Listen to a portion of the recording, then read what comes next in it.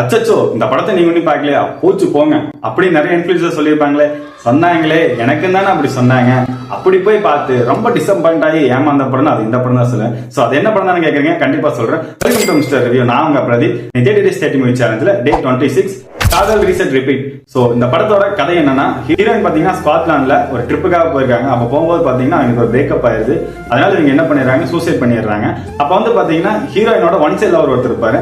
அவர் வந்து பாத்தீங்கன்னா அந்த ஹீரோயினை காப்பாத்தி எம்எஸ் பாஸ்கர் வீட்டுல பாதுகாத்து வந்துட்டு இருக்காங்க. அப்ப வந்து பாத்தீங்கன்னா அவங்களுக்கு தூங்கி எந்திரிச்சா மெமரி லாஸ் ஆயிடுது. அண்ட் ஹீரோயினோட ஒன் சைடு லவர் என்ன பண்றாங்கன்னா, நான் தான் லவ்னு சொல்லி அவங்க பாதுகாத்து வந்துட்டு இருக்காங்க. அப்ப திடீர்னு பார்த்தா ஹீரோயினோட உண்மையான லவர் வந்துடுறாரு. இதுக்கப்புறம் அந்த ஹீரோயின் என்ன பண்ணாங்க, அந்த ஒன் சைட் லவரோட லவ் என்னாச்சு, ஹீரோ ஹீரோயின் ஒன்று சேர்ந்தாங்களா, ஸோ இதான் இந்த படத்தோட ஒரு ஒன் லைனா இருக்குது.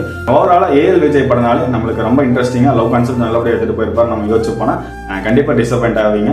ஏன்னா தலைவர் படமாகட்டும் தெய்வ திருமணம் படமாகட்டும் அதையெல்லாம் ரெண்டு பேரும் மிக்ஸ் பண்ணி எடுத்துக்கொண்டு வந்து காதல் ரீசெட் ரிப்பீட்டா அந்த படத்துல கொண்டு வந்து இறக்கியிருக்காரு. ஸோ நீங்க இந்த படத்தை பார்த்துட்டீங்களா, இந்த படம் உங்களுக்கு என்ன ஃபீலை கொடுத்துச்சுன்னு சொல்லி மறக்காம கமெண்ட்ல தட்டி விட்டுப்பாங்க.